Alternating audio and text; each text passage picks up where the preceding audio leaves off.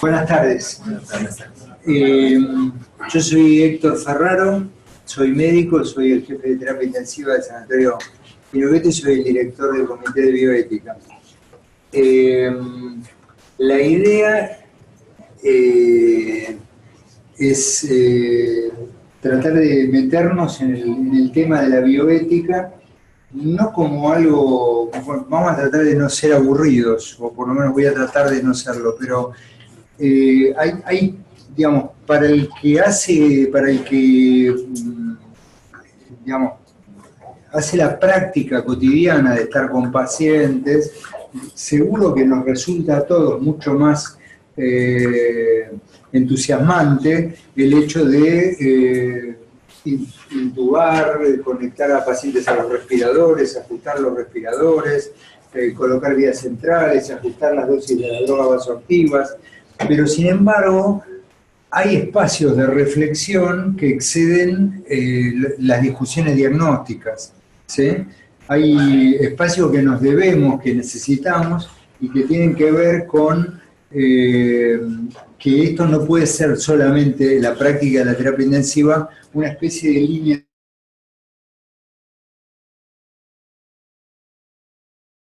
de producción. ¿Por qué lo hace?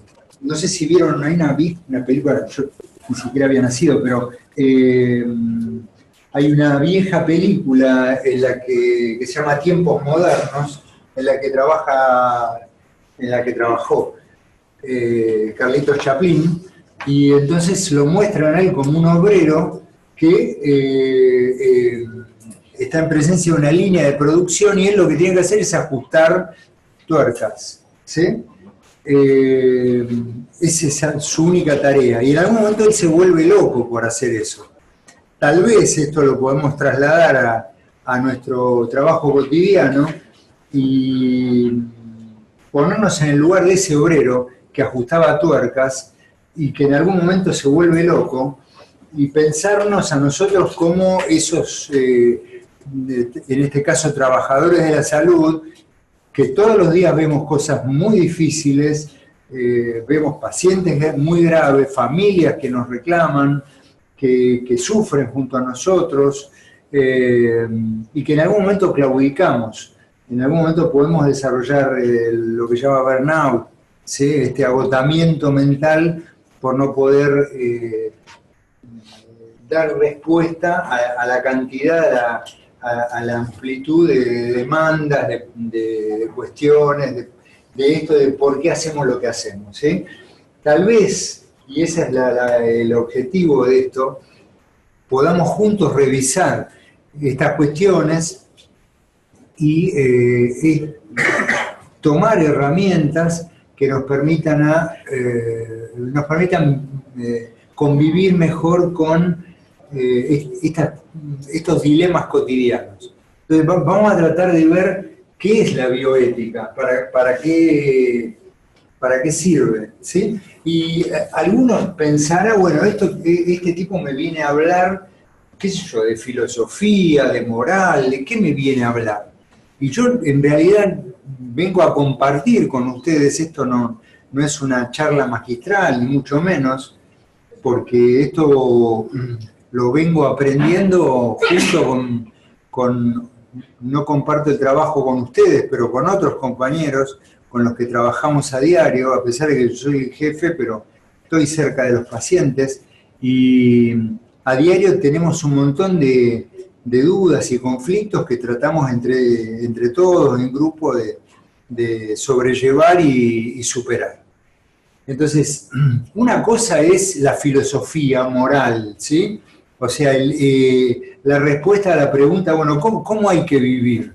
Es decir, la moral común en realidad, como está en el diapositivo, representa diferentes normas de conducta humana, social y culturalmente aprobadas. Es decir, lo que hacemos todos los días tiene que ver con una serie de aprendizajes que fuimos desarrollando a lo largo de la vida. Algunos de esos aprendizajes que forman parte de nuestra cultura son correctos. Es decir, que yo no pase un semáforo en rojo está bien porque puedo matar a alguno, ¿sí? hay otros aprendizajes que forman parte de los prejuicios, de las cosas que uno tiene que, con la cabeza abierta, tiene que tratar de romper. Pero bueno, en realidad la filosofía moral es el resultado de una experiencia, ¿sí? Y no de la nuestra solamente, ni siquiera de la de nuestros padres o abuelos, sino de la historia de la humanidad. La bioética es una partecita de esta historia, ¿sí? Y es una reflexión crítica sobre algunas cuestiones, que son los aspectos que tienen que ver con las decisiones que se toman en el contexto de las ciencias biomédicas. Aquellas decisiones que vamos a tener que tomar al lado de los pacientes, ¿sí? Y esto tiene una historia, tiene un sustento que le da sentido. O sea, reflexionar sobre estas cosas le da sentido. Justamente por la falta de reflexión, por la falta de, digamos, de pensamiento crítico, que es lo que en parte buscamos con las charlas que vamos a tener con respecto a este tema, el de la bioética, y las cosas que tienen que ver con la comunicación también. ¿Quieren que ponga el aire acondicionado? Sí, ¿no? Esto tiene una historia bastante nefasta. Por eso me voy a detener un poquito en cuestiones de algunas macanas que hemos hecho a lo largo de la historia de la medicina. Ya en 1970 aparece el término bioética. La cuestión que tiene que ver con el informe de Belmont, que es una ciudad de Estados Unidos, y ahí aparece la primera guía de criterios en investigación en seres humanos.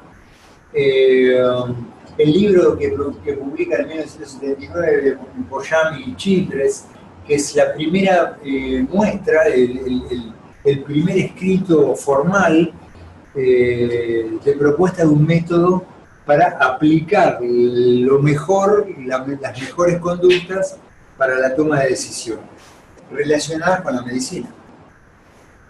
Y miren en qué se funda el sentido de estas charlas que tienen que ver con la bioética. ¿Vieron lo que hay en 1880 del siglo XIX? Hansen, que está investigando sobre lepra, se le ocurre ver si su teoría tiene un sustento científico, y entonces le aplica el material patológico de lepra, lo aplica en el ojo de una mujer. Esto le costó, le costó caro a la mujer que se prestó al experimento, y a él le costó el cargo en el hospital. O este hombre Sanarelli, que a fines del siglo XIX no tiene mejor idea que aplicar sin consentimiento de los pacientes muestras que contenían virus de fiebre amarilla en pacientes que finalmente de esos 5, 3 fallecen, ¿sí? O por ejemplo en Cuba, un médico que toma 22 trabajadores y también hace el mismo experimento, tratar de contagiarlo de fiebre amarilla, a ver si realmente la fiebre amarilla se puede contagiar o es una enfermedad infecciosa. También en Harvard se hacen pruebas en Pensilvania. Ahora después nos vamos a detener en una experiencia que es particularmente impactante. Oficinas estatales que hacen investigaciones para probar. Las experiencias en prisiones. No se olviden de que cuando alguien está en prisión no pierde los derechos como ciudadano, está en prisión pagando una deuda que adquirió con la sociedad por haber cometido un delito, pero no deja de ser un ser humano. A partir de una innumerable cantidad de errores o crímenes ocurridos a lo largo de la historia de la humanidad, surgen una serie de recomendaciones, códigos para el que quiera buscarlos. les recomiendo revisar algunas cosas del Código de Nuremberg después de la tragedia que significó las experiencias del nazismo. En realidad, por ahí lo saben, pero las experiencias que, uno de los argumentos que sostuvieron los médicos nazis cuando fueron a juicio en Nuremberg fue decir que en realidad los experimentos ya los estaban haciendo antes, que hacía años que hacían experimentos y que vieron la oportunidad en los campos de concentración de seguir haciéndolos, sobre todo porque tenían una gran población de gente en la cual aplicar los experimentos. El problema es que no solamente es lo objetivo de ver que alguien está haciendo un experimento con una persona que no le dio ningún permiso, sino tener la posibilidad de ser una de las víctimas de ese experimento, ¿sí?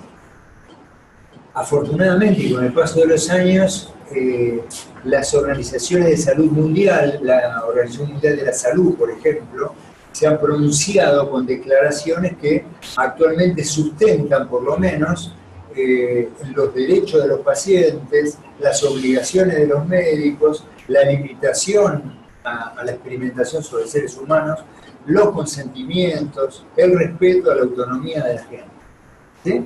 En 1932, un grupo de médicos en Tuskegee, en Alabama, encontraron, tomaron un grupo de pacientes que tenían sífilis. El número total de personas incluidas en el estudio fueron 600. Más o menos 500 tenían la enfermedad y 100 eran sanos. Entonces los tipos se pusieron a avanzar con el experimento. A los pacientes que tenían sífilis los fueron observando y fueron anotando como un estudio observacional, longitudinal, a ver qué les pasaba a los que habían adquirido la enfermedad.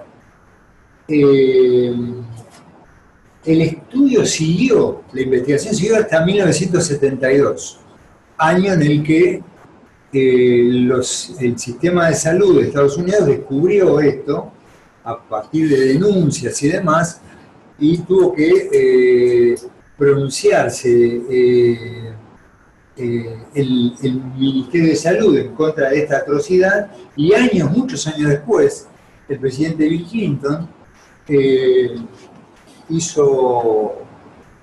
dio una declaración pidiendo perdón. Pero la cuestión es que el experimento empezó en 1932 y ya en 1947 existía la penicilina. Sin embargo, no se les dijo nada a los pacientes que formaban parte del experimento. Eran gente de un nivel socioeconómico muy bajo, eran trabajadores digamos, que ganaban sueldos. No se olviden que en Estados Unidos hubo trabajo esclavo por lo menos por más de 150 años. Entonces, resultó en que un grupo numeroso de pacientes sometidos a este experimento terminaron muriéndose o con lesiones gravísimas, tanto ellos como sus parejas, como los hijos que tuvieron. Esto no solamente pasó en Estados Unidos, obviamente los países hoy llamados emergentes, o a veces en broma uno dice sumergentes,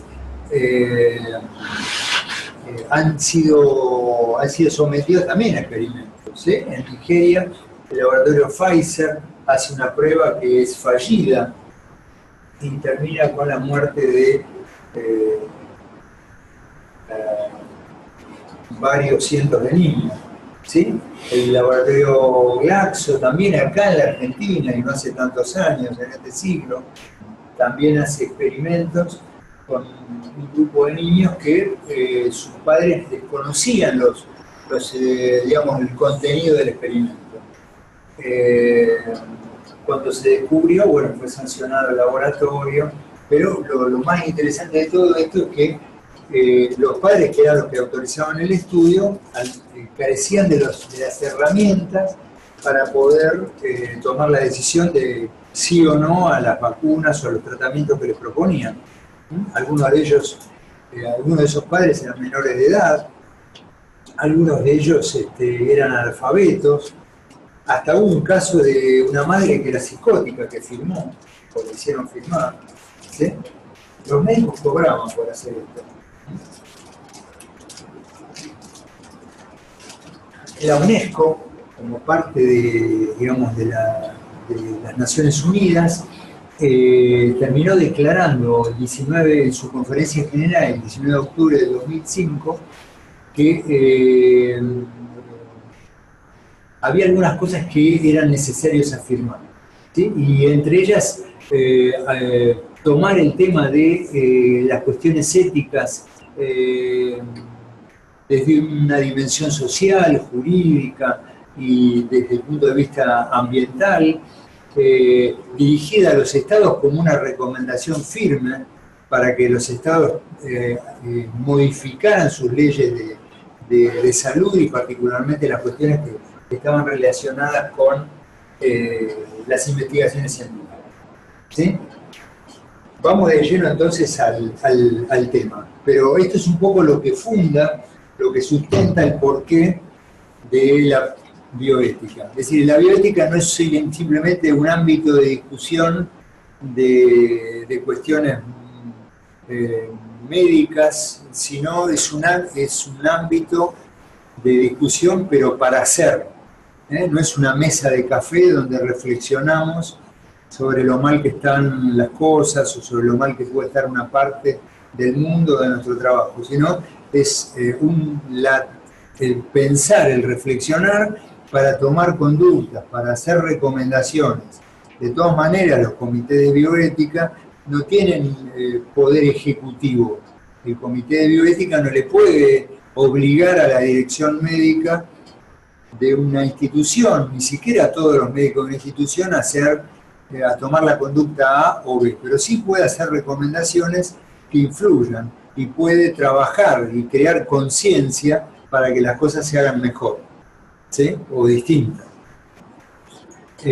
La ética en general tiene aspectos que pueden ser no normativos, pueden ser un cuerpo de recomendaciones, cualquiera, nos podríamos juntar varios de nosotros y escribir algunas recomendaciones que nos parecerían útiles para el ejercicio en nuestro caso, de la medicina, pero cuando esas recomendaciones están escritas para generar normas, eso se llama ética normativa. Digo, para encontrarle el lugar a la bioética. Entonces, dentro de la ética, la bioética es una forma de ética normativa dentro de la filosofía moral. ¿Aplicada a dónde? A la ciencia, a la práctica de la ciencia, tanto en investigación como en el seguimiento, en la atención de los pacientes. Este entonces es el lugar que nos corresponde, el lugar de donde estamos hablando. ¿De acuerdo?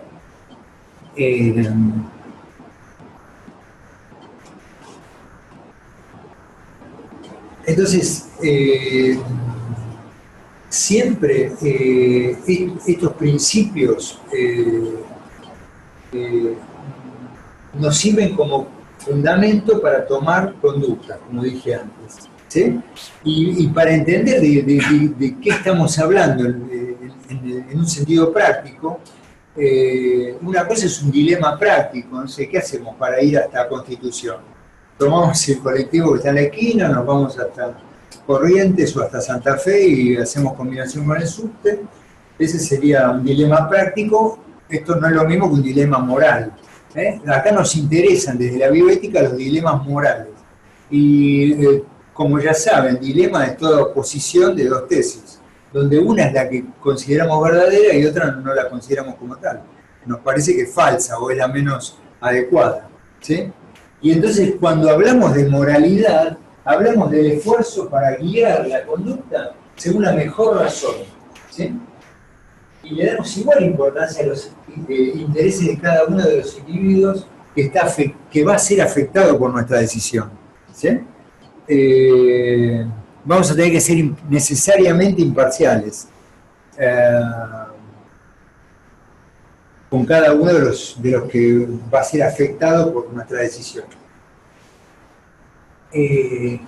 Todo acto de salud, cada vez que ustedes hacen algo en la terapia intensiva, en donde están trabajando, ¿sí? Ese acto tiene distintos órdenes, como si fueran categorías dentro del mismo acto, ¿sí? Hay un orden científico y ustedes hacen algo, van a indicar colocar una vía central con una droga vasoactiva porque hay un basamento científico en esa acción. Por lo tanto, tiene que ser verificable lo que yo voy a hacer.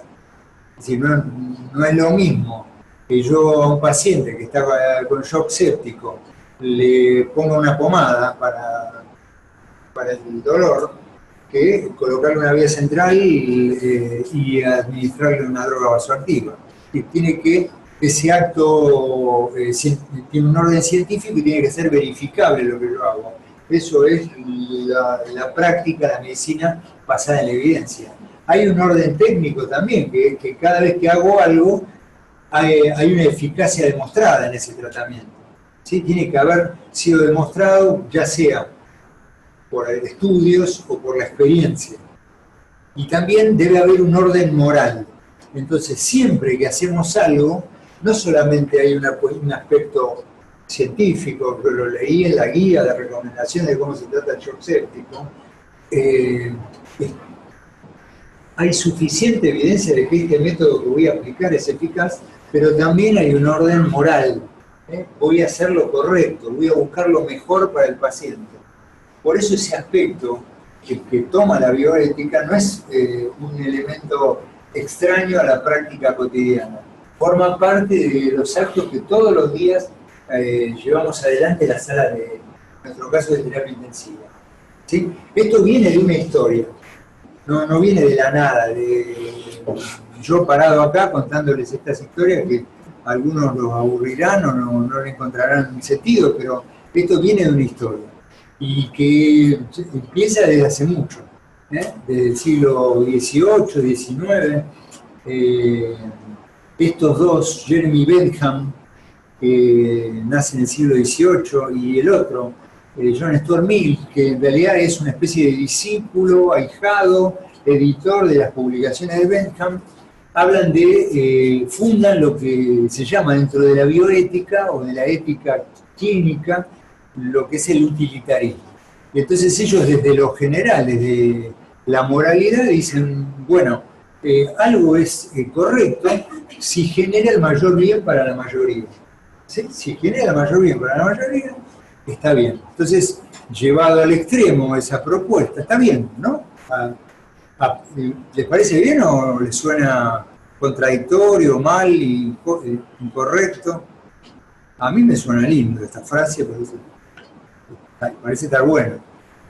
El problema es, bueno, vamos a matar a toda la gente que sobra en nuestro trabajo para que todos podamos ganar un sueldo mejor. ¿Sí? Por ejemplo, podría ser, digo, lo llevo al extremo para que se entienda que no siempre lo que beneficia a la mayoría es lo mejor, digo, pero visto desde la ética utilitarista, podría uno caer en este tipo de razonamientos. Vamos a ir buscándole el razonamiento errado a los principios históricos de la ética. Estos fueron los que inventaron el panóptico. ¿Ustedes saben lo que es el panóptico? Lo tenemos en las terapias intensivas, casi sin darnos cuenta. Cuando en algunas terapias tienen una isla de enfermería o un lugar en el cual pueden ver todas las camas, eso es un panóptico. En realidad se inventó para las cárceles. Y estos tipos, a pesar de que eran filósofos y además escribían sobre otras cosas, que les importó mucho el tema de que se cumpla la justicia, y entonces por eso para la mayoría es mejor que los criminales estén en prisión. ¿Y cómo controlo a los criminales con la menor cantidad de gente posible? Desarrollando algo que se llama panóptico, que es un diseño edilicio dentro de una cárcel que permite ver todas las celdas. ¿Sí? Bueno, Eso, y en un libro muy interesante que les recomiendo, el que tiene tiempo y ganas leerlo, de Michel Foucault, que fue un filósofo francés que falleció ya hace unos cuantos años, hace una crítica sobre esto. El libro se llama Vigilar y Castigar. ¿Sí? ¿Cómo hago para vigilar mejor? En algunos lugares hay cámaras, por ejemplo, donde yo trabajo tenemos cámaras, podemos ver en cada habitación de cada paciente qué es lo que está haciendo. A veces esto se lleva al extremo. El que ha visto, ha leído el libro 1984 o ha visto la película Brasil, que no tiene nada que ver con Brasil, pero se llama así, donde el director de la fábrica está todo el tiempo a través de cámaras vigilando qué es lo que hacen los que trabajan adentro de la fábrica. Bueno, eso es un panóptico, es un sistema que permite controlar todo. Bueno, estos tipos inventaron eso, pero lo importante y en definitiva lo trascendente de estos hombres es que se les ocurrió que lo que hacía bien a la mayoría era lo bueno. Lo demás no tenía validez moral. Fueron surgiendo otros, antes o después, cuyo pensamiento se pudo difundir, ¿sí? Y surgieron con, digamos, conceptos deontológicos. Arriba ahí figura qué es la deontología, ¿sí? Es una ciencia moral, digamos, es una rama del arte y de la ciencia que tiene como objetivo actuar de forma recta y apropiada. En realidad lo que hacían Bentham y Mill también era buscar cómo actuar de una forma recta y apropiada, con algunos aspectos criticables. Y cuando uno dice qué es ser correcto, es hacer lo que uno debe hacer. Ahora, ¿qué es lo que uno debe hacer? Ahí viene el conflicto. Kant decía que un acto, Kant es uno de los, también otro de los personajes centrales de esta historia. Kant decía que un acto es correcto si cumple con la ley moral. Él hablaba de lo que llamaban imperativos categóricos. ¿Sí? Por ejemplo, decir la verdad para Kant era un imperativo categórico. No importa el resultado, lo que importa es cumplir con el deber.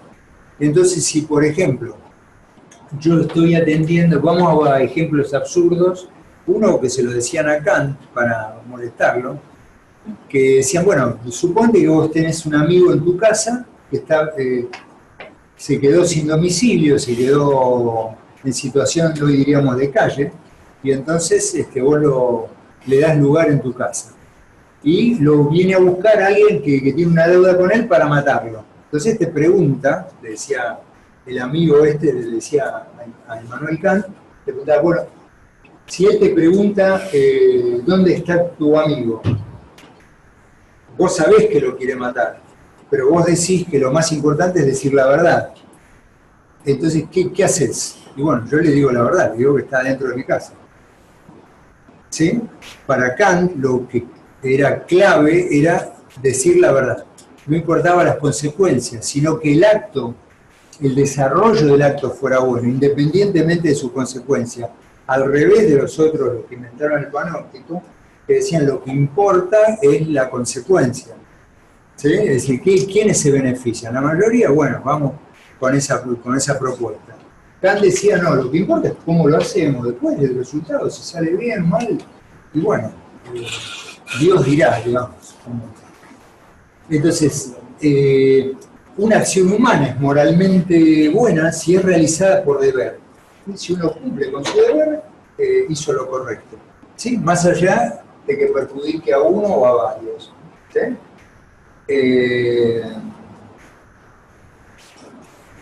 En la verdad hay una clave, digamos, es como, bueno, mi obligación como médico terapista es no engañar a los familiares ni al paciente. Entonces yo, el primer día que lo conozco, me presento y le digo, mire, su familiar tiene 80% de chance de morirse. ¿Sí? Esto es lo primero que les puedo decir porque tiene fallo multiorgánico. Esa es una manera de decir la verdad. Uno no necesita mentir, a veces uno puede decir la verdad de un modo fraccionado, sin encarnizarse con las palabras. ya hace algunos años lo que se busca, desde otra forma de enfocar estos problemas, que se llama narrativismo, es buscar los valores, los hechos que ocurrieron, las cosas que están en conflicto, los elementos que están en conflicto, conocer la historia personal del paciente, de su familia, para poder intervenir de un modo más racional. Caemos entonces, siguiendo esa línea histórica, pasamos por Bentham, Mill, por Kant, por el narrativismo, por todas las cosas que fueron generando la necesidad de crear una disciplina que nos ayudara a actuar mejor en lo que tiene que ver con los actos médicos. Entonces, en el año 79 se publica este libro, el de Boyan y Childress, que tiene que ver con la teoría de los principios. Ellos son de Estados Unidos y surgen los 4 principios que rigieron por mucho tiempo. Digo rigieron porque esto en parte forma parte del pasado, de la historia. Porque yo empecé diciéndoles, vamos a recorrer un poco la historia. Si uno no conoce la historia, se lleva por delante siempre las mismas cosas, ¿sí? No sé si les pasó levantándose de noche para ir a buscar un vaso de agua y tropezarse con lo que uno siempre se tropieza por no acordarse de lo que había pasado. Bueno, esto nos pasa casi a diario. Bueno, a mí, por ejemplo, me pasa. Bueno, beneficencia, no maleficencia, autonomía y justicia son los 4 principios que uno no debe olvidar. Esto no quiere decir que estrictamente es lo único que uno deba saber sobre la bioética. Estos son los 4 principios de origen anglosajón en los que se basó y se basan algunos cursos de bioética, pero que ya están formando parte del pasado. Y después vamos a ver cómo avanzamos en él. Cada uno de estos principios conllevan reglas y virtudes, ¿sí? Cuando uno habla de estos principios, se habla también de ser veraz, de decir la verdad. Ahí lo traemos un poquito de Kant al siglo XX, porque esto es del siglo XX, 1979. Traemos algunas cosas que tienen que ver con la autonomía, que es la confidencialidad.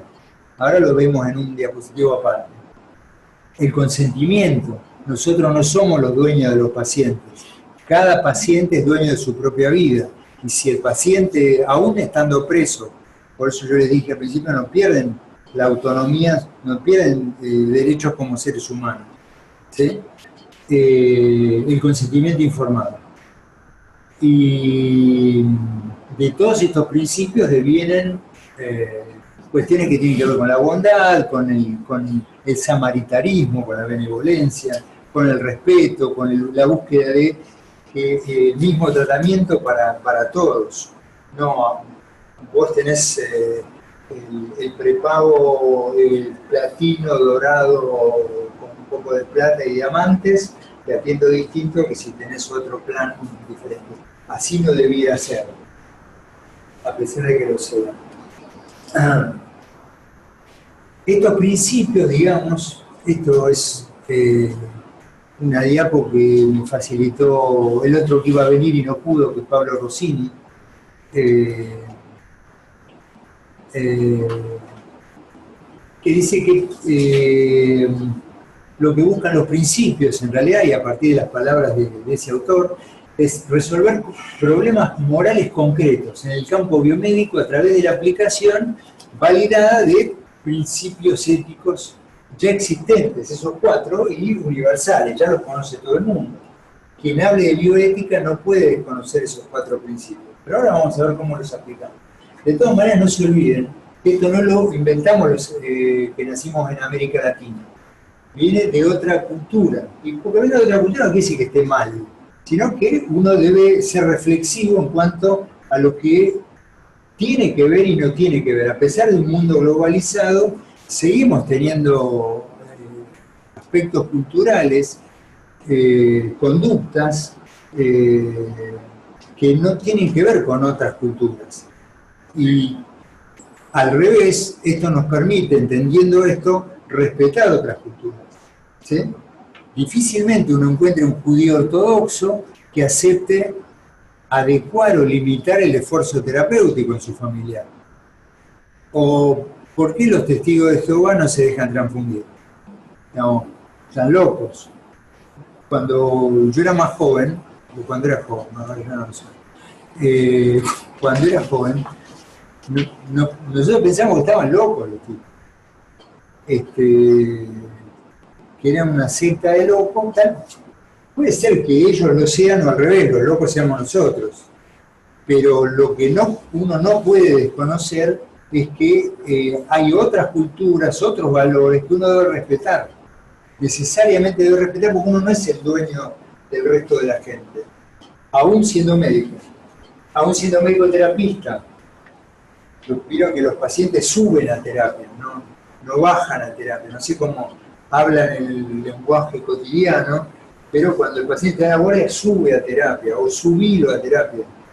Es gracioso, pero a mí me resulta gracioso, perdón. Pero un paciente, nuestra terapia está en un cuarto piso y resulta que los pacientes del piso de clínica bajan a terapia. Pero en el teléfono el que atiende dice, bueno, subilo a terapia. Es como que en el fondo uno cree que está como, no sé, en el cielo, en el Parnaso, en algún lugar superior, desde el cual puede controlar el resto de la humanidad. Bueno, no es así. Entonces, hay ideas que vienen, está bien que vengan las ideas, uno abre la cabeza y piensa y reflexiona, pero que vengan otras ideas no quiere decir que uno las entren y listo, sin filtro. Uno tiene que tomarlas reflexivamente.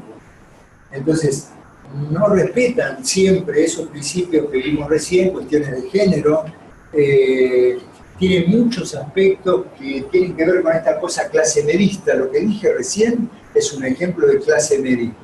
Nosotros somos los mejores, nosotros somos los terapistas, nosotros somos los que sabemos, los demás son todos tontos.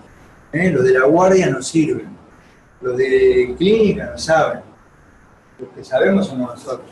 ¿Sí? Eso es ignorar el conocimiento del otro, o no considerar que el otro puede tener saberes que yo no tengo y yo aportar con mis saberes a la ayuda al otro. Bueno, vamos por la autonomía. Vamos primero a los principios del siglo XX, ¿sí? Y después vemos cómo llegamos a debatir lo actual. ¿Están cansados, agotados o estamos bien? Pueden hablar, levantar la mano y decir, no, mire, yo pienso distinto. Entonces, la autonomía. ¿Qué es la autonomía? ¿Qué quiere decir? ¿Que el paciente hace lo que quiere? No, porque bueno, digamos, la medicina no es un menú donde uno se cuelga, vieron como hay en algunos restaurantes, algunos, pocos, viene el mozo con una servilleta y dice, bueno, ¿qué se va a servir? ¿Qué necesita? ¿Qué quiere? Te presenta un menú y vos elegís. La medicina no es eso. Sería una mala interpretación de la autonomía. Autonomía no es preguntarle al paciente qué antibiótico quiere, si quiere diálisis de la común o con hemodiafiltración, prolongada o corta, con balance negativo, muy negativo o no tanto. No, eso no es autonomía. ¿Sí? Es el derecho del paciente a mantener soberanía en las cuestiones que atañen a su propia salud. Quiere decir que el cuerpo de él es de él, no es nuestro. Entonces yo no lo agarro al paciente y lo llevo a quirófano sin explicarle por qué o de qué lo voy a... de qué o por qué hay que operarlo. ¿Sí? El paciente tiene derecho a disponer de su propio cuerpo. ¿Sí? Nunca se pierde la autonomía, nunca se pierde la autonomía. Incluso el paciente en coma no deja de ser autónomo. La ejerce la autonomía a través de alguien. Cuando uno se dirige a la familia de alguien que está en coma, le dicen, ahora la voz de sus familiares son ustedes. Del señor que está en la cama de terapia intensiva, en coma, y que no puede decir sí, me dejo operar o no, no me dejo, es la familia. Si él pudiera decir, porque está lúcido, porque está consciente, lo decidiría él, pero como él no lo puede hacer, eso. Entonces no malentendamos lo que es autonomía. Y si hay sumisión, no hay autonomía.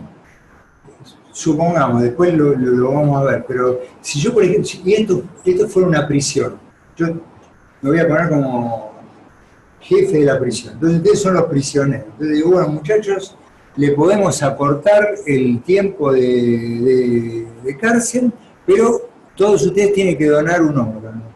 ¿Sí? Entonces ustedes firman, sí, sí, yo dono un riñón, el otro dona un pulmón, ¿sí? Eso no es autonomía, porque cuando hay sumisión, se acabó la autonomía. ¿Está bien? Entonces, yo no puedo hacer experimentos como hacían los nazis en los campos de concentración, ni siquiera con el peor de los criminales asesinos del mundo, podría hacer lo que se me parece, porque no deja de ser un ser humano. Y bueno, entonces en definitiva habrá que tomar la decisión conforme a los mejores intereses del paciente, no los del médico ni de la familia, los mejores intereses del paciente. Esto no quiere decir, de vuelta, autonomía no quiere decir lo que dije al principio, preguntarle qué antibiótico le pongo, porque ahí yo dudaría, si yo voy a una terapia intensiva y el médico me pregunta, mire, yo no sé si usted prefiere pipertazo o ibuprofeno, mejor sacalo de esa terapia intensiva a tu familiar, porque... Pero al revés, esas conductas son de responsabilidad absolutamente médica, pero hay otras conductas que necesariamente hay que compartir. ¿Por qué? Porque estás tomando una decisión sobre el cuerpo del paciente. Entonces, si el paciente va a ir a quirófano, al paciente o a la familia hay que decirle, mire, mi recomendación firme y absoluta es que vaya a quirófano porque tiene una peritonitis fecal. Y si no se opera, se muere. ¿Me entendió? ¿Está de acuerdo? Estoy de acuerdo. ¿Tiene riesgo? Le explico los riesgos. No es firmar un papel y listo. Mire, firme acá que así lo llevamos a quirófano.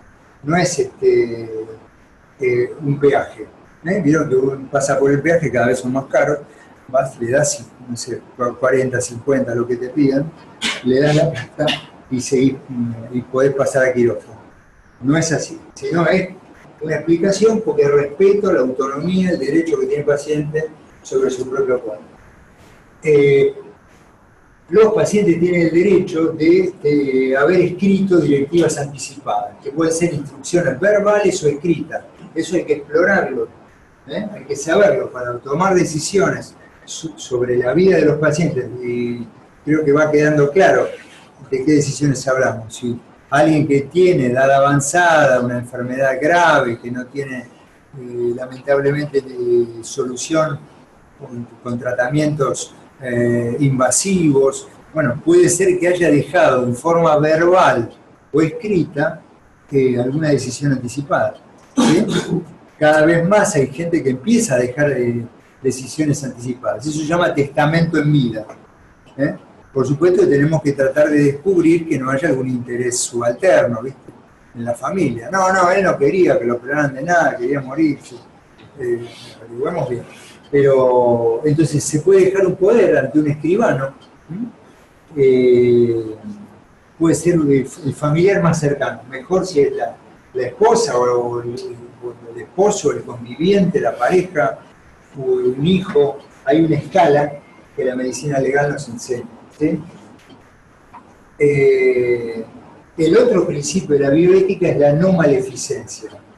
Este es un principio absoluto, es no dañar, no dañar. El primero, no dañar, este es un imperativo categórico. Si viviera Kant y viera esta diapositiva, diría, este es un imperativo categórico. ¿Sí? Este es un deber nuestro. ¿Sí?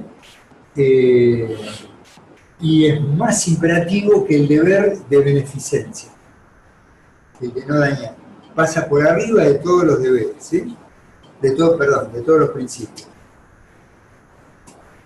Entonces, las reglas de la no maleficencia son prohibiciones negativas de acción y deben ser obedecidas imparcialmente. y ofrecen razones para establecer prohibiciones legales a determinadas normas de conducta. Está sufriendo mucho. Vamos a ponerle, esto ha ocurrido, no es un invento mío. Y si leen los diarios, si no los diarios de hace 50 años atrás, hace no muchos años en Uruguay y acá en Argentina, en una terapia intensiva de la provincia de Buenos Aires, cuando necesitaba una cama, el jefe de la terapia decía, bueno, vamos a pasarle a desconectar el respirador, le pasamos un jabón y el paciente fallece. Eso ocurrió, ¿sí? En Uruguay eso lo hacían un par de enfermeros, o ha habido un médico en Estados Unidos, esos son los que se publican, habrá mucho más, ¿sí? O lo que uno se entera. ¿Se entiende? Entonces, no dañar es un principio, un imperativo categórico. No se puede hacer eso, ¿sí? Después vamos a hablar de lo que es limitación del esfuerzo. ¿Sí? Por ejemplo, en este país, ¿está permitida la eutanasia? No.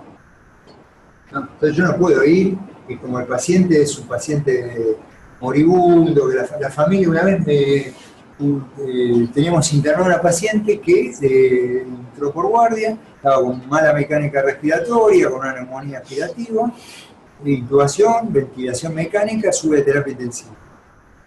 Viene la hermana y me dice, no, doctor, sáquele todo ya, sáquele todo. Ella tiene esclerosis lateral amiotrófica y yo no quiero verla así. Pero digo, ¿tiene alguna directiva anticipada? No, pero yo no la quiero ver así. Ya vamos a la dirección médica, sáquele todo. ¿Sí? Yo no tengo derecho a hacer eso. No lo puedo hacer ni por otra parte no puede ser objetor de conciencia. ¿Sí? Más allá, supongamos que existiera eutanasia. O supongamos que ahora que se empieza a debatir la ley sobre el aborto, alguno de acá, de los aquí presentes, estuviera en contra.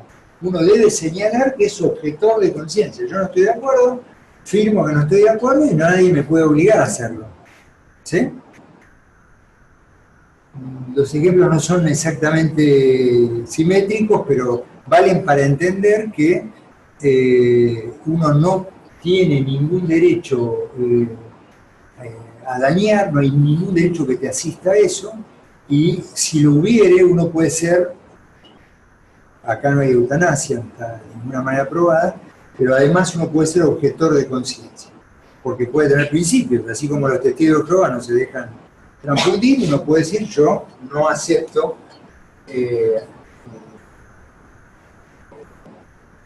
aplicar la eutanasia, o limitar el esfuerzo terapéutico. Puede ser que dentro de un grupo que trabaja en terapia intensiva haya uno que diga, no, yo soy defensor a ultranza de la vida y no voy a aceptar que a este paciente se le limiten los esfuerzos terapéuticos. Bueno, uno debe saber quién de sus compañeros, por eso valen estos debates y sirven en las recorridas introducir este tema, sobre todo cuando hay conflictos, dilemas, esos dilemas que hablamos hace un rato al principio. Beneficiar significa actuar en el mejor interés del paciente haciendo el bien. Esta parece la más fácil de todas, ¿sí? Es decir, proveer beneficios, ¿sí? Y por supuesto uno tiene que hacer un balance de esos beneficios. Si eso genera alguna utilidad para el paciente, siempre para el paciente, no utilidad porque nosotros no somos el ministro económico. Es decir, cuando alguien dice en un debate bioético, no, es muy caro, está bien, pero estamos hablando del paciente. Lamentablemente la sociedad nos ha cargado también con decisiones económicas, de las que nosotros no somos responsables. Como ciudadanos sí, como médicos frente a un paciente no. Nosotros no podemos decidir si aplicar un tratamiento porque es caro o no es caro. Obviamente habrá que actuar con racionalidad para no llevar a la quiebra al sistema de salud, pero tampoco tenemos la obligación de abaratar costos. No le vamos a pedir este estudio porque es caro. Es un problema del sistema sanitario. Si el paciente lo necesita, se aplica.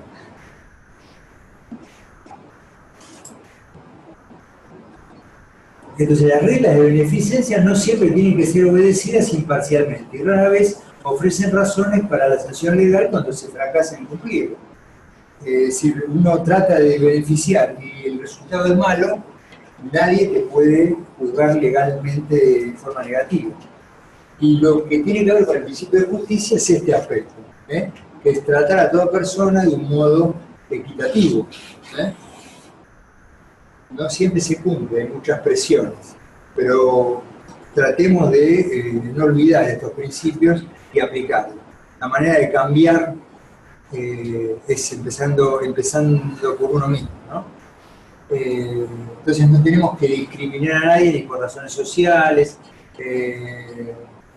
tratar dentro de nuestro ámbito, de vuelta, no somos ni el gobierno ni el Ministerio de Salud Pública, y entonces dentro de lo que nosotros podamos hacer, distribuir los recursos y la accesibilidad, en nuestro caso dentro de la terapia intensiva, de un modo equitativo. De todas maneras, estos 4 principios no pueden ser un mantra. ¿Vieron el mantra? ¿Vieron alguna vez estos grupos religiosos orientales que de pronto repiten oraciones o invocaciones en forma recurrente? Bueno, nosotros podríamos repetir cuando nos cuestionan algo los 4 principios, ¿no? Autonomía, beneficencia, no maleficencia, justicia, autonomía, así 1000 veces, pero lo que tenemos que sentar es darle sentido a esos principios y revisar esto que figura en esta diapositiva. Que todo principio debe ser aplicado con una reflexión que lo preceda, ¿sí? Y que lo que más importa es el interés y el bienestar de la persona que estamos tratando, por encima de cualquier otro interés, ¿sí? El de la sociedad, el de la ciencia, y recordar que todavía es sagrada. Con respecto a lo que mencioné del aborto, bueno, se abre una gran discusión porque con respecto al comienzo de la vida, pero eso es harina por ahora de otro costal, por suerte. Tenemos la obligación de integrar lo que es conflictivo, ¿sí? Entonces tenemos que integrar lo que es la ética axiológica, los valores del paciente, los propios, los de la sociedad, con los objetivos, ¿sí? Es decir, tratar de generar un nexo entre los principios y las consecuencias que va a generar la aplicación de esos principios, ¿sí? Y entonces cuando uno va a aplicar uno de estos principios, que de vuelta, repito, me van quedando atrás en la historia, va avanzando la historia, es un tren que no para. Y entonces, cuando yo aplico un principio, tengo que privilegiar no transgredirlo más que cumplirlo. Lo que seguro no debo hacer es no transgredir ese principio. No es que mi objetivo es cumplir estrictamente con la autonomía, sino tratar de hacerlo mejor sin transgredir el principio de autonomía, sin transgredir el principio de justicia, sin dañar, buscando el beneficio, ¿sí? De todas maneras, y esto es lo que introduce Maliandi como reflexión casi revolucionaria en relación a la historia, a lo anterior, por eso esta muestra de cómo fue avanzando el pensamiento en relación a las cuestiones morales. Maliandi decía, si un acto es bueno según un principio, pero es malo según otro, eso es una contradicción. Ahí el acto es malo.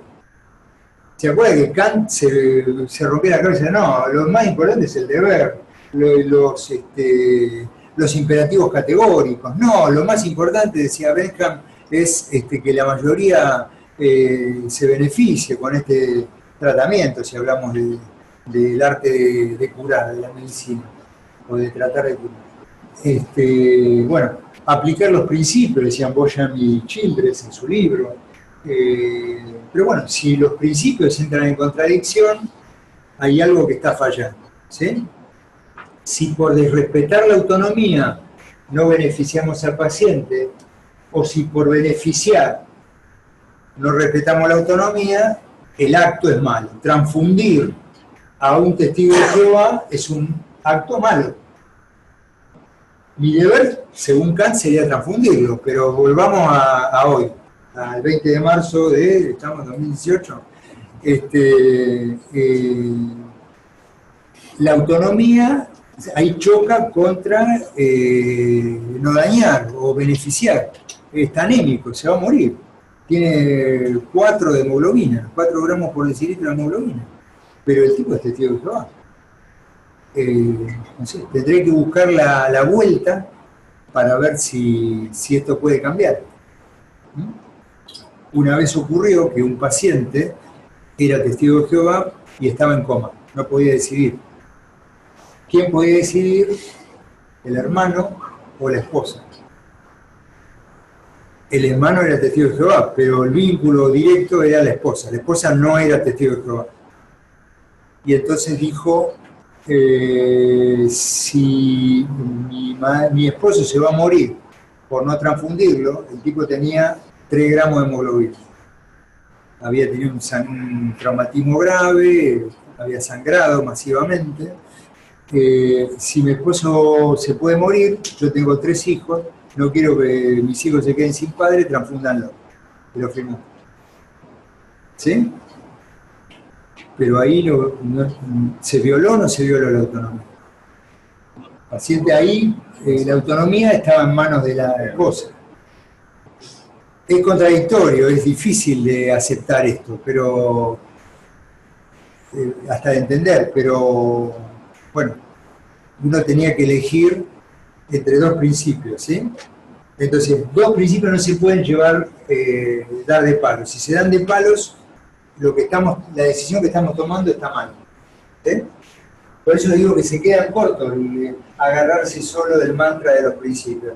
¿Sí? Autonomía, justicia, beneficencia, no te alcanza eso para tomar decisiones bioéticas, necesitas más elementos.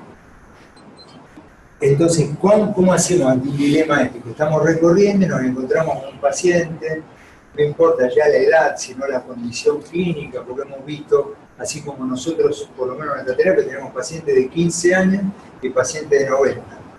Y por ahí en los 2 extremos, en el medio, tenemos pacientes que hagas lo que hagas, no le vas a siquiera restaurar parte de la salud, no le vas a restituir la salud.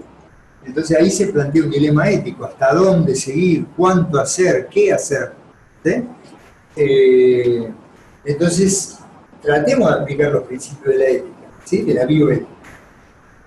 Tenemos que tratar de determinar, de tener todos los elementos médicos. No podemos discutir hechos bioéticos donde está en juego proseguir o no con los tratamientos que pueden mantener la vida de alguien. Dijimos que la vida es sagrada. ¿Sí? Entonces tenemos que saber bien la historia, tenemos que saber bien si hay conflictos, tengo que unirme de la mayor cantidad documentarme quiere decir tener la mayor cantidad de información posible, tanto la biológica como la vital, la de qué paciente es, qué familia es, qué creencias tiene, qué valores. Buscar un consenso en el grupo. Yo no puedo salir a hablar con la familia, de proponerle adecuar el esfuerzo terapéutico cuando en el grupo no estamos de acuerdo. Si entre nosotros no estamos de acuerdo, en todo caso mi pensamiento, que no vale más si acá estuviéramos en una recorrida de sala, aunque yo sea el que está parado acá, estoy parado más arriba porque soy petizo, no por me resulta más fácil hablar de este primer escalón. Pero me refiero a esto, aunque sea el que está dando la clase, aunque fuera el jefe de todos ustedes, mi voto no vale más que el de ninguno de ustedes, vale lo mismo. ¿Sí? No porque yo sea el jefe, entonces a este paciente lo vamos a operar y al otro no, porque no tiene sentido, porque lo digo yo. Pero para eso hay que documentarse, hay que armarse de argumentos para opinar para que la opinión de cada uno tenga valor. Si no, no sirve para nada discutir. ¿Sí? Bueno, tenemos que organizarla. ¿Cómo se lo vamos a decir a la familia? ¿Cómo vamos a comunicar lo que queremos, lo que hemos pensado? Y siempre la comunicación, y van a tener una charla sobre esto, tiene que ser clara, confiable. ¿Sí? Acá hay una especie de proceso de deliberación. para que lo puedan usar como guía. Es decir, hay que describir todos los hechos del caso, investigar cada hecho, ¿sí? Los valores que son relevantes, tanto sea del paciente, de su familia, cuanto de nosotros. Uno de nosotros es objetor de conciencia, no puede, discúlpeme, pero yo no voy a discutir esto porque no estoy de acuerdo con proponer ningún tipo de límite en el esfuerzo terapéutico, ¿sí? ¿Cuál es el principal valor que está amenazado cuando uno está discutiendo el caso de un paciente? ¿Qué está en discusión?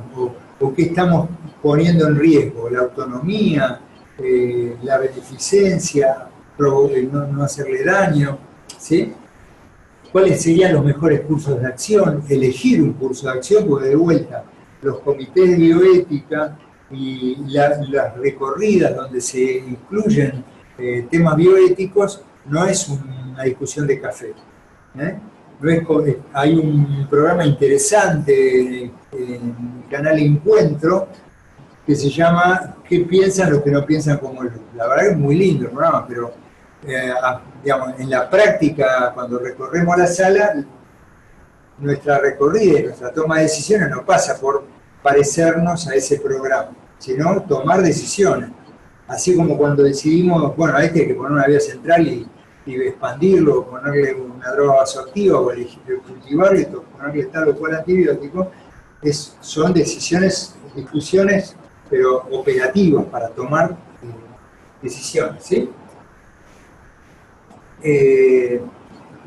¿Por qué nos falta, por qué nos puede ocurrir que nos metamos en líos, nos embarremos en esta toma de decisiones? Porque todos nosotros, entre nosotros mismos, somos extraños morales. Cada uno de nosotros tiene sus propios principios, sus propias ideas, su propia ideología, sus contradicciones, sus aspectos que tienen que ver con la educación recibida, con cosas que te metieron de chico. Hay un montón de cuestiones que entraron nuestra mente de algún modo, como sobre todo cuanto más chico es uno, peor cuando uno es más grande, pues se vuelve más refractario a las cosas nuevas, pero cuando uno entra todo, a la cabeza del sin fit, ¿sí? Entonces eso te va creando una especie de programa interno, es una fantasía mía, no importa, pero te vas creando un programa interno que te hace responder de una determinada manera ante un hecho X, ¿sí? ¿Por qué está bien pegarle un tiro a un chorro que se robó un celular? ¿Y por qué no está bien meter preso a un tipo que se roba miles de billones de dólares endeudando a un país? ¿Sí? ¿Cuál es esto? ¿Por qué todo el mundo estaría dispuesto a perseguir a alguien por la calle para matarlo a patadas? Porque se robó un celular, por ejemplo. Son valiosísimos los celulares. ¿Cómo te vas a robar un celular? ¿Qué vale más, un celular o la vida de un tipo? No sé, me cuesta, a mí me hincharía terriblemente, me jodería terriblemente que me robaran el celular, porque la verdad que ahora se acabó, yo viví la época, ustedes son mucho más jóvenes, pero viví la época donde uno se acordaba de todos los teléfonos de memoria. Hoy me sacan el celular, suena, no puedo hablar con nadie. Viste que vos apretás ahora por la tecla y ya estás conectado con tus amigos. Eso murió en mi cerebro, lo perdí todo, porque antes todos mis amigos estaban acá adentro, ahora están acá. Me afanan el celular, suena, no puedo hablar más con ellos. Pero que me saque el celular vale que yo saque un revólver y le pegue un tiro a la cabeza al tipo. No quiero que digan, sí, yo estoy a favor, no, yo estoy en contra, sino simplemente que hay un montón de prejuicios y cosas que nos enseñaron, o que uno repite automáticamente como un reflejo, como el reflejo bicipital, el tricipital, el aquiliano, el patelar, sale como un reflejo. Y después cuando uno piensa, dice, ¿esto tiene que ser así o no? todo vale igual. Un tipo te tiró el auto encima en la calle, entonces vos te bajás con él. Una vez vi discutir dos taxistas porque se habían apenitas rozado, ni siquiera se rompieron los autos ni nada. Y uno bajó con un matafuego a pegarle al otro. ¿Vos te imaginás si le pegan la cabeza con un matafuego? Lo mata. Yo me pregunto si rozar un auto con otro equivale a matarlo al otro. ¿Entendés que ahí está, podríamos tomar la filosofía axiológica y pensar si los valores, digamos, no están trastocados, ¿no? Pero bueno, volvamos a nuestra realidad. Somos extraños morales, tenemos un montón de intereses diferentes, programas que nos metieron diferentes. Hay en algunos lugares escasez de recursos, hay poco espacio para la discusión, hay que hacer. Estamos en el tiempo del apuro y el hacer. Pensemos poco y hagamos mucho, ¿sí? A veces la tecnología te aleja, no estás al lado del paciente, no sabes nada del paciente. Lo único que sabes es cuál es la TAM, la PIC, bueno, puedes tener infinidad, no infinitos, pero sí infinidad de datos biológicos del paciente, menos acordate cómo se llama él, la esposa, el hermano, de qué trabajaba, qué vida hacía, era autónomo, era autoválido, no lo era. ¿Y qué cree este tipo? ¿De qué trabaja? Cuando cuando yo lo devuelvo a la sociedad, ¿qué devuelvo? ¿Qué es lo que voy a entregar? Una vez, perdón, que no quiero aburrir con anécdotas, pero una vez teníamos un paciente muy grave, que había estado ventilado, lo habíamos logrado sacar del respirador, el tipo tenía EPOC, enfisema, bronquiectasia, era un tipo que era un fuerte candidato a trasplante pulmonar. Entonces me puse a charlar con el tipo, habíamos discutido y todos estábamos convencidos de que era un gran candidato a trasplante pulmonar. Casi que le estábamos armando ya la derivación a otro centro donde se podía hacer un trasplante pulmonar. Entonces me siento con el tipo y digo, ¿usted siempre ha tenido dificultad para respirar? ¿Cómo? Y sí, doctor, si el tipo ¿conocen lo que es el río Matanza?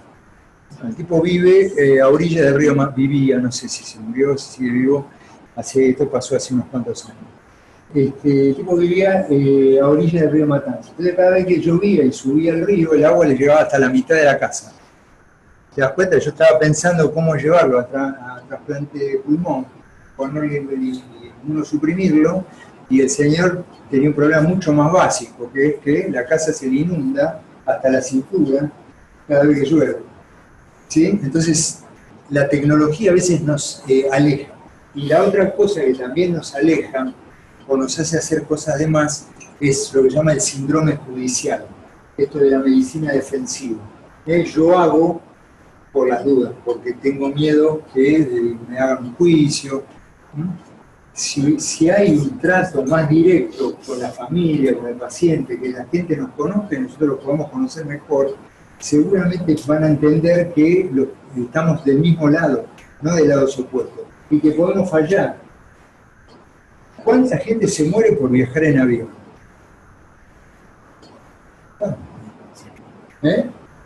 Vos viajás en avión, ¿qué chance tenés de morir? Una en 1.000.000. Ahora, yo me interno en el hospital, porque, ¿saben qué? Me gustaría que mis orejas queden un poquito más para atrás. No sé, mi mujer me pidió, tengo una chance de 1 en 44.000 de morir.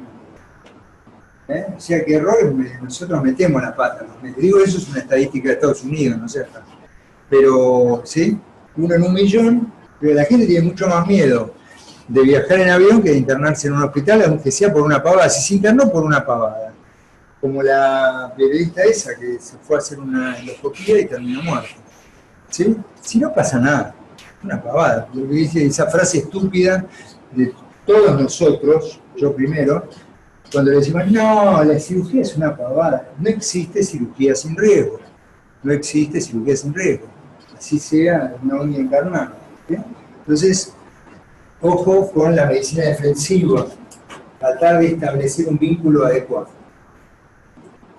Escuchen una cosa, son 5 y 10. ¿Seguimos un poco más o están agotados? ¿Quieren tomarse? Voten, dale, decidan. Así no cambiamos el mundo. ¿Vamos a seguir un poco más? ¿Vamos? Vamos. Bueno, esto es lo que yo quería cerrar con este punto, que es cerrar, nos faltan unas cuantas diapositivas todavía, pero no tantas. Pocas. ¿Qué es la limitación del esfuerzo terapéutico? ¿Sí? ¿Qué es para ustedes? ¿Ustedes ponen límites al esfuerzo terapéutico alguna vez?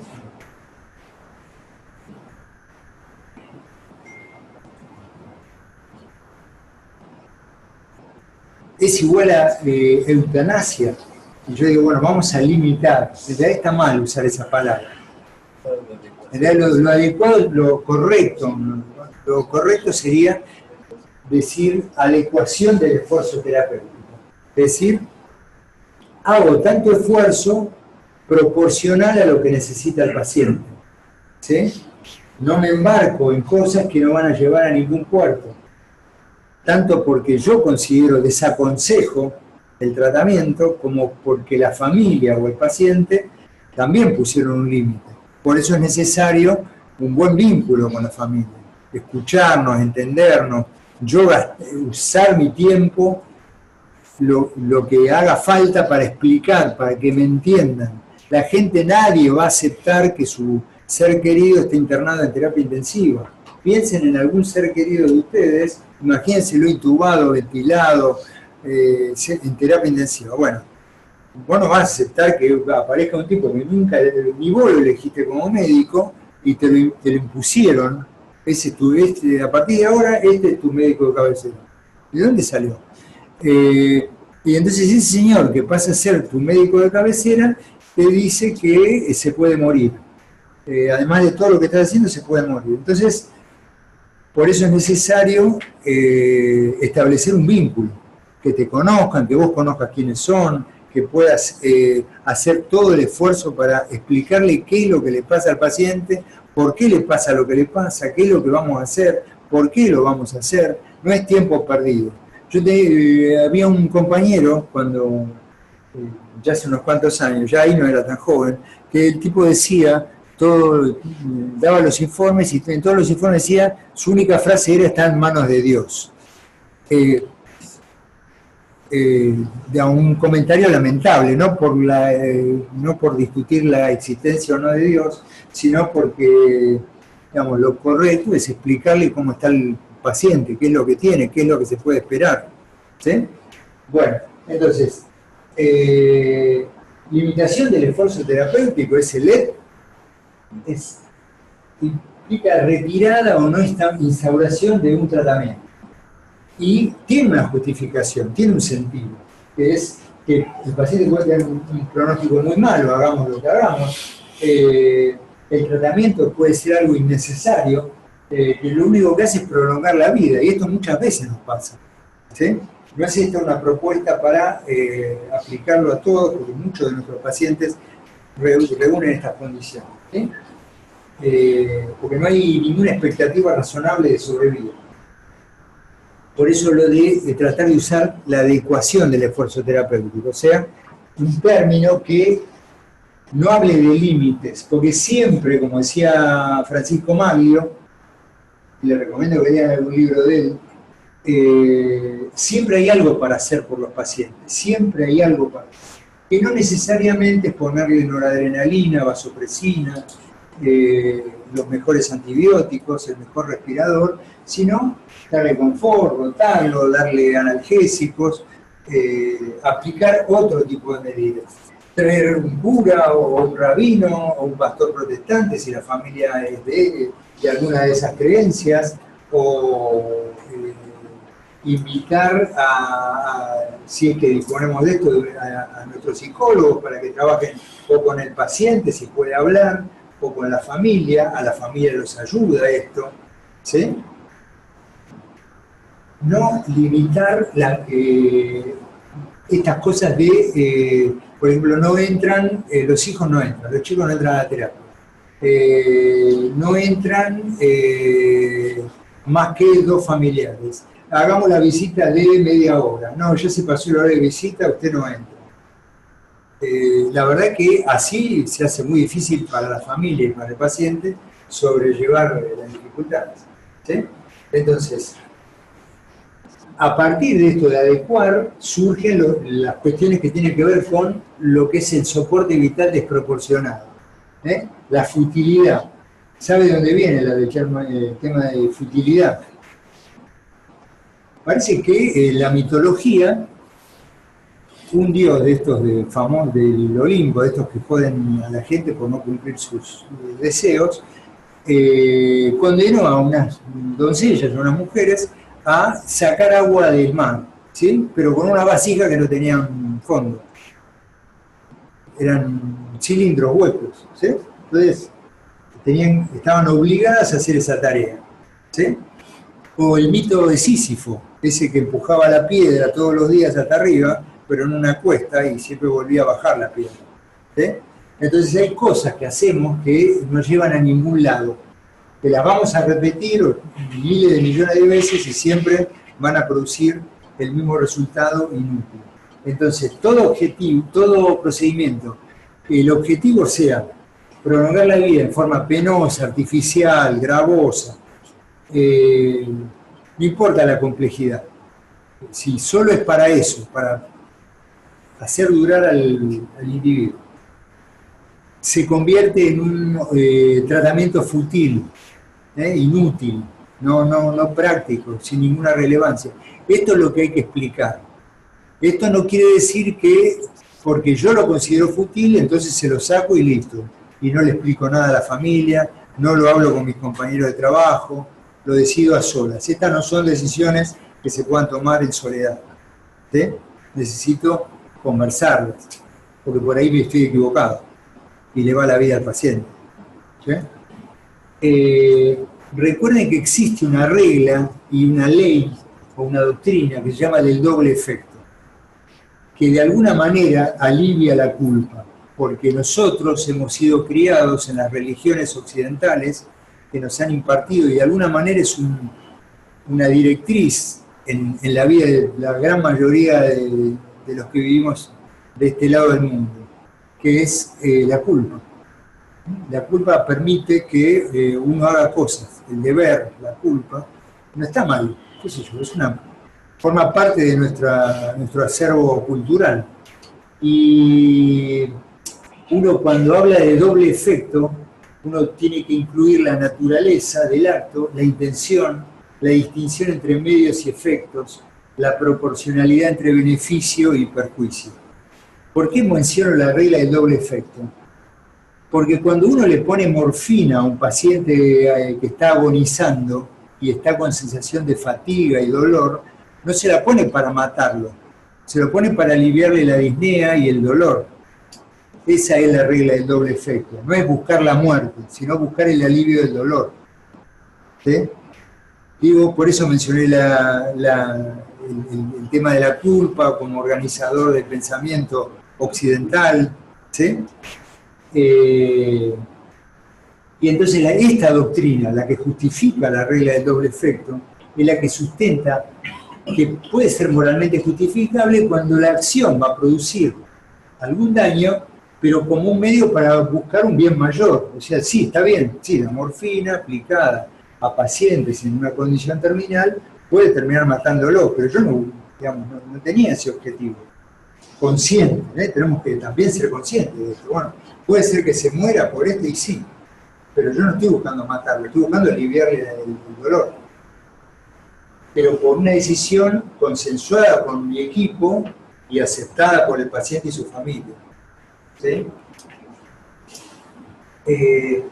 Cuando tomen las decisiones médicas, más allá de los principios,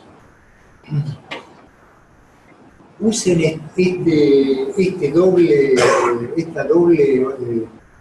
sistema que los va a ayudar, ¿sí? Cuando tengan que tomar una decisión, vean el problema desde el lugar del paciente y su familia y desde nuestro lugar. Entonces uno puede decir que algo es ordinario, un tratamiento es ordinario o extraordinario desde la visión del paciente. La familia y el paciente primero tienen que estar, uno les tiene que enseñar algo, porque por ahí para el paciente poner una vía y pasar líquido puede parecerles extraordinario, cuando no lo es. ¿Sí? O sea, uno tiene que explicarles, por eso tiene que haber diálogo, comunicación, explicación, entendimiento, para que se acepten las cosas. Entonces, ordinario o extraordinario es la ponderación subjetiva que hace el paciente o la familia. ¿Sí?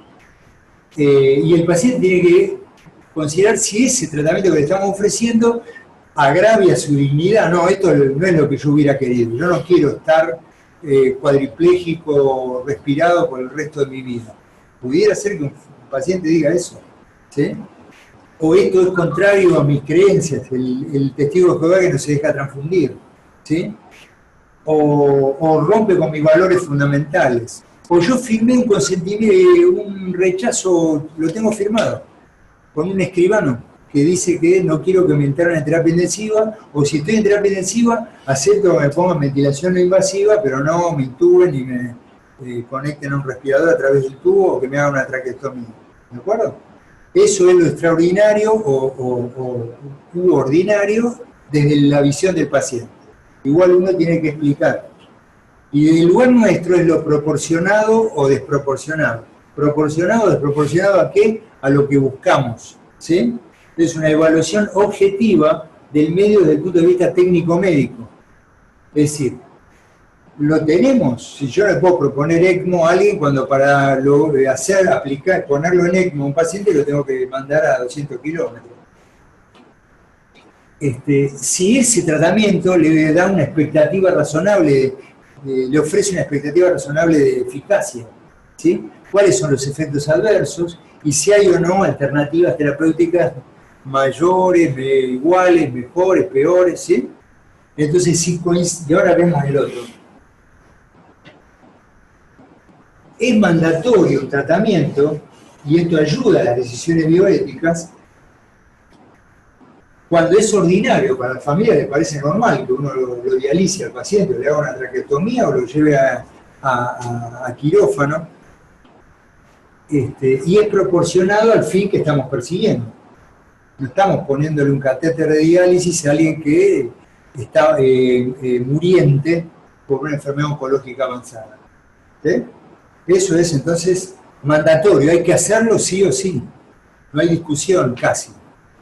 Es facultativo si para la familia es un tratamiento excesivo, pero a nosotros nos parece proporcionado, porque está bien, es una traqueostomía, pero el paciente va a poder seguir viviendo, no se está muriendo, tiene una expectativa de vida relativamente considerable, ¿sí? Entonces, es facultativo, la familia dice, no, mire, traqueostomía no, lo firmamos, no queremos, él no la quiere, o él no lo hubiera querido, ¿sí?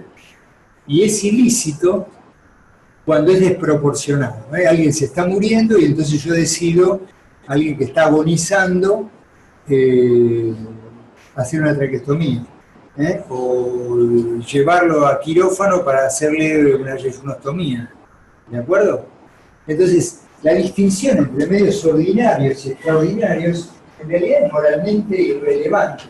Lo apropiado es entre tratamientos obligatorios y tratamientos opcionales. Y eso está determinado por ese balance entre las cargas que genera para el paciente y los beneficios.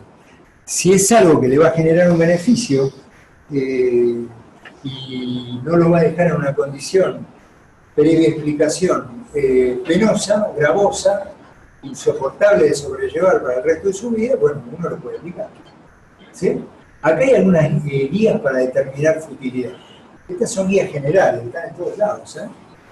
Entonces un tratamiento es fútil cuando no modifica un estado vegetativo persistente. Todo esto es pasible de discusión. No son las guías de transfusión, que también son guías, al fin y al cabo.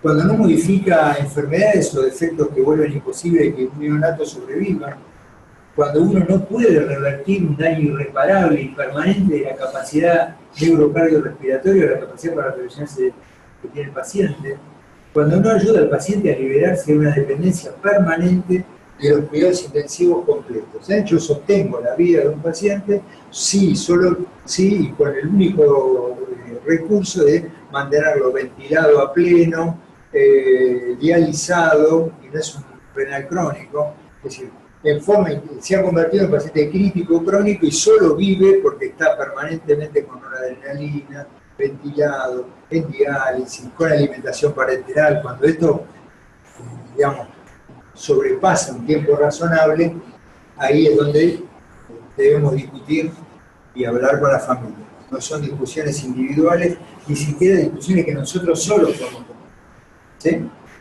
Si quieren, y ya con esto terminamos, les propongo esto. ¿Quieren hacer alguna pregunta o comentario o aporte? O, si no, revisamos un par de casos, porque el jueves creo que tienen el taller, ¿no? El viernes, perdón, me van a tener que aguantar de vuelta.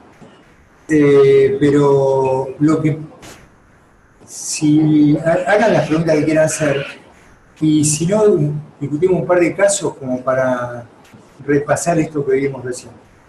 ¿Quieren hacer alguna pregunta? Bueno. En caso, bueno, yo vi un par de un paciente de... El decirlo más fuerte, que no sé si te escucho entonces. Entró un paciente a la terapia intensiva con postoperatorio de un tumor cerebral que teóricamente había salido con trastornos respiratorios, que después se podía ventilar, etcétera, pero era un tumor cerebral que había cesado parcialmente. Y la familia nunca comprendió que el paciente, el tumor cerebral, no se iba a recuperar porque volvió a crecer y ya habían llegado a un rango de que no era operable. En ese caso, ¿cómo se podría hacer una limitación terapéutica si la familia no lo hace? ¿O no se hace? ¿Qué piensan? Igual el paciente ya se Era un paciente parecido. ¿Qué hacemos? La familia no acepta, ¿qué quiere decir? Que quiere que siga viva, que quiere que el paciente siga viviendo. Porque el paciente ya no podía decidir, ya estaba hospitalizado, tenía 4 grados permanente y ya estaba en medio. Y tenía que estar ventilado siempre. No, que quedó desvinculado de ARM porque tenía respiratorio solo, pero venía haciendo meningitis a repetición por los dos procedimientos previos que tenía. No era un paciente para sacarlo de terapia intensiva. Nunca se pudo. Siempre o hacía shock séptico, tuvo mucho tiempo, casi 2 meses y medio en terapia intensiva. Claro, el punto es, un paciente así, uno no tiene el derecho, aun cuando seamos médicos, tengamos todos los conocimientos del mundo, seamos Jean-Louis Van Sant, qué sé yo, los mejores, no tenemos derecho sobre la vida del paciente. Sí tenemos la obligación de explicarle que este paciente seguramente va a desarrollar complicaciones, ¿sí? Y que algunas de esas complicaciones lo van a terminar matando. Y que tratar alguna de esas complicaciones va a implicar por idealizarlo, volverlo a operar, buscar un acuerdo con la familia. No siempre se logra de un día para otro, porque uno además está ansioso, quiere, como todo terapista, quiere resolver, uno aprieta tuercas, acuérdense de tiempos modernos, uno aprieta tuercas y que pase la máquina, el otro elemento que sigue para seguir apretando las tuercas. No soporta que se detenga, ¿no? Internamente los terapistas no soportamos que la línea de producción se pare. ¿Sí? Entonces necesitamos que corra, que salga. Pero hay que aprender a tener paciencia y a explicar que la chance es nula.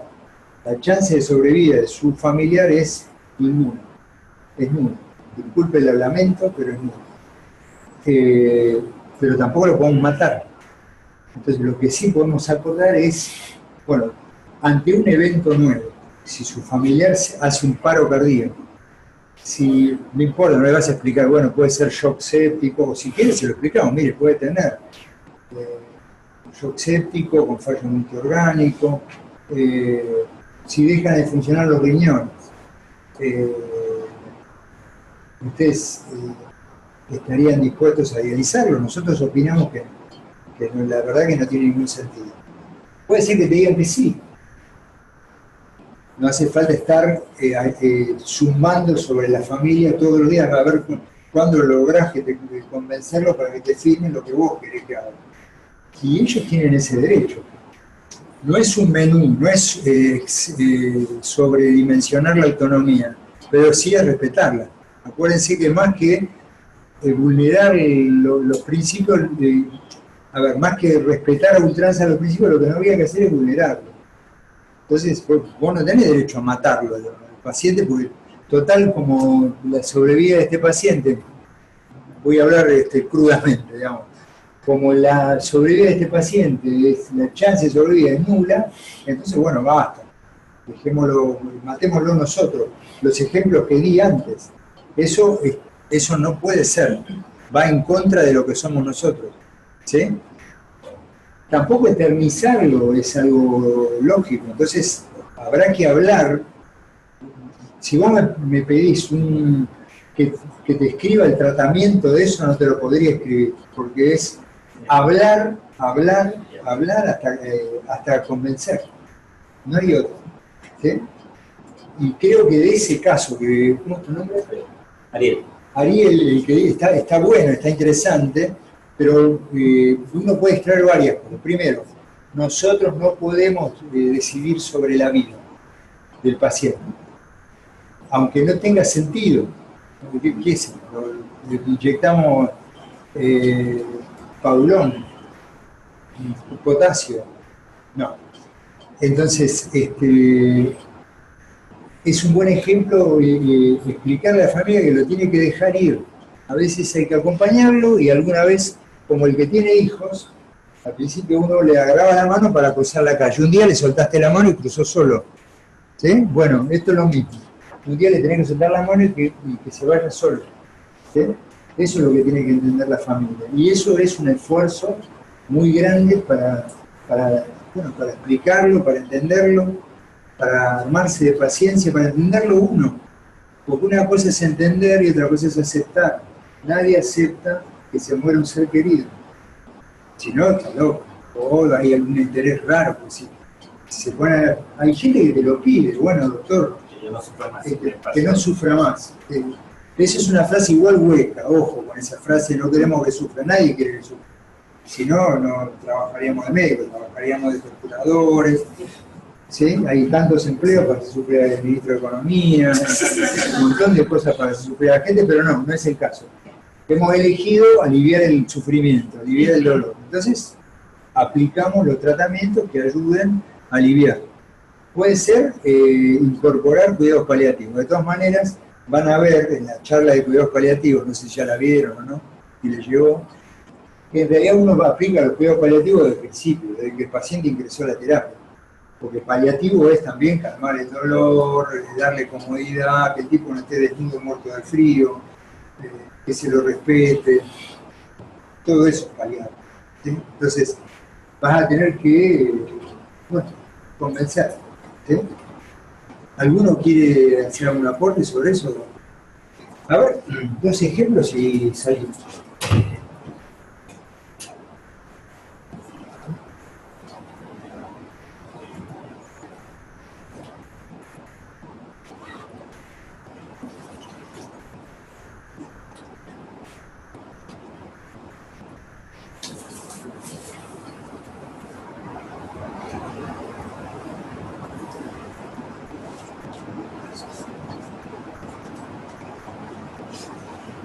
Bueno, este es fácil, ¿no? A ver. El hombre de 48 años, tiene 2 hijos, perfecto estado de salud física y mental, desocupado, mala situación económica, deuda por hipoteca de su casa, probable desalojo, quedaría en la calle sin que ella y su familia. No tiene cobertura social, pone un aviso en los diarios, ofreciendo vender un riñón, invocando el principio de autonomía, manifiesta que él es dueño de su cuerpo. Es ilegal. Es ilegal. ¿Cómo? Es ilegal. Claro. ¿Por qué? Tiene autonomía, él podría decir eso perfectamente, pero es ilegal. Está escrito, hay una ley de trasplante. En algunos países es legal esto, pero ¿sí? No sé cómo es todavía en Bolivia, porque en alguna época pasaba esto. Como no sé si sigue ocurriendo. De hecho, un médico, un nefrólogo de esta ciudad, llevaba pacientes a Bolivia a que se trasplantaran allá y compraban el riñón. Lo compraban. ¿Sí? No son inventos, son cosas que ocurrieron. Hasta que salieron los diarios y demás y lo descubrieron. Pero no, autonomía tiene, lo que, digamos, no, lo que no debemos, a ver, alguno de nosotros lo llevaría al hombre este a internarse para que entonces le dé el riñón a uno que lo necesita, a cambio, no sé, de una cifra de plata que al hombre este lo ayude. Sería ilegal de nuestra parte, porque estaríamos vulnerando no solamente una ley, sino también estaríamos provocando un daño, ¿sí? Acá el principio de no maleficencia estaría alterado, ¿sí?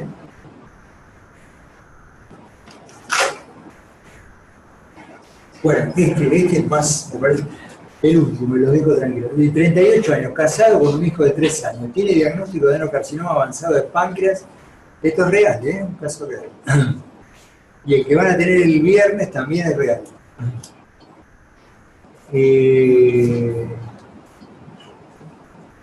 Desde hace 6 meses y un stent ocluido en la vía biliar. Recibió quimioterapia hace una semana e ingresa a terapia intensiva por shock septic. ¿Qué hacen? ¿Cómo lo atenderían? ¿Qué harían? Decirlo, ¿cómo es tu nombre? Agustín Medina. Agustín. O sea, en este caso tan particular, quizás uno intentaría salvaguardar el tiempo posible que tenga para su permanencia con familia, dentro de lo posible, pero siempre estaría adaptado a lo que él quería, que probablemente su mujer o su pareja le diría, o sea, que probablemente tengamos contacto. Si tuviese que tomar la decisión solo, que muchas veces pasa, ni familiar, ni ningún allegado, ni nadie te tira en paciente en la terapia, será la primera vez. Por un lado, hay que, bueno, ya cultivarlo, empezar con antibióticos, sin necesario intubarlo, vasopresores y demás. Por otro lado, ya hablar con cirugía para que lo drene, que haga un drenaje percutáneo de la vía biliar. Pero, ¿sabes dónde estás parado? Porque nunca hablaste con la familia. A uno piensa distinto. Puede ser que el paciente venga solo y uno tenga que tomarle como Agustín. También acentuado con una vía para vasopresores no es gratis para el paciente. También el tipo de paciente que es también que es joven, tiene un cáncer avanzado. Primero, por el principio de la maleficencia, creo que sería el confort del paciente y antibióticos. Bien situado con una vía, eso tampoco es. Le haría todo lo que hace falta en un paciente con shock séptico, a punto de parir lo que presumimos una corají. A uno piensa distinto, le adecuaría o le limitaría el esfuerzo terapéutico. Bueno, este paciente lo tuvimos nosotros y le colocamos un drenaje biliar externo. Se lo cultivó, se intubó, se lo ventiló, salió rápido del respirador, por suerte. Tuvo una renal aguda neuronídica, requirió vasoactivos, y rápidamente mejoró y salió. Si en alguna ocasión presentamos esta discusión, alguno propuso limitarlo. Porque yo podría cambiarte el número, ponerte 58 acá, y borrarte del hijo y te lo hago yo. Puede cambiar la situación, no siempre, porque digamos es tentador, bueno, el joven que encima aparece en una telenovela, tiene un hijo de 3 años, pero de vuelta, nosotros no somos dueños de la vida, el paciente quiere seguir adelante, o la familia, el paciente no puede responder, la familia es la voz del paciente. En tanto no nos parezca desproporcionado, no es desproporcionado drenar la vía biliar, sobre todo por vía percutánea. Cultivarlo, ponerle antibióticos, ahí nada es desproporcionado. Y para la familia y él, seguir vivo un poco más tampoco es extraordinario. Entonces es mandatorio. ¿Se acuerdan el juego ese de extraordinario, ordinario, proporcionado, proporcionado? ¿Sí? Entonces, siempre, digamos, de la mano de considerar los deseos del paciente, pero no como el único criterio. No es que decide el paciente. Igual a muchos les molesta profundamente que sea la familia, que terminemos cumpliendo el pedido de la familia. Les aseguro que esto existe en nosotros y revisemos cuando nos enojamos por una decisión médica si eso no está presente. No estoy jugando al psicoanalista, pero les aseguro que estas cosas donde el médico queda un poco por afuera de las decisiones, o no fue el que bajó el martillo de decir, bueno, es esta la conducta, a veces genera molestia. ¿Sí? Bueno, esto sale de un manual, no es muy alegre, el título era Manual de Moribundo, y lo escribió esta señora Iona Heath, y a veces dice que cuando la enfermedad está ganando, es crucial volver a la persona, volver a escuchar y redescubrir su historia individual, los logros, las esperanzas, los temores, algo que trascienda la enfermedad y la deje atrás. Tratar de vincularse, conocer ese ejemplo que les di del hombre que se le inundaba la casa hasta la cintura. Es decir, uno no puede desconocer eso.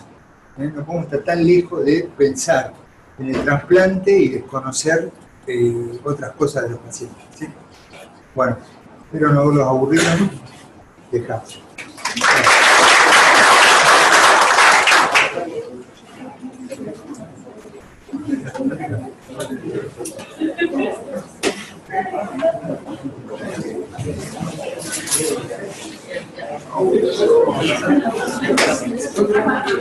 ¿Solucionaste el problema?